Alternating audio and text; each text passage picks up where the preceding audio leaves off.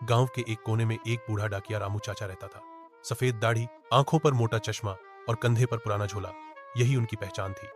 सालों से गांव में चिट्ठियां बांटते बांटते वह खुद चिट्ठियों की तरह पुराने जमाने की याद बन गए थे।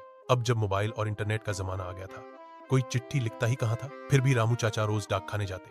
शायद किसी ने पुराने अंदाज में किसी को खत भेजा हो। एक दिन जब वो अकेले बैठे थे, डाक खाने की खिड़की से एक नीली रंग की चिट्ठी अंदर गिरी। उन्होंने हैरानी से चिट्ठी उठाई।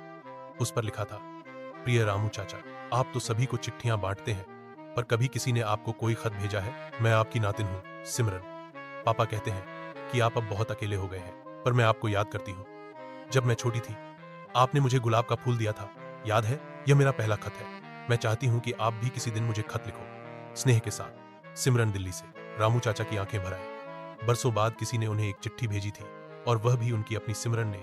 उन्होंने कांपते हाथों से जवाब लिखा, पुराने कागज पर, पुराने अंदाज में, जैसे वो हजारों लोगों के लिए लिखा करते थे।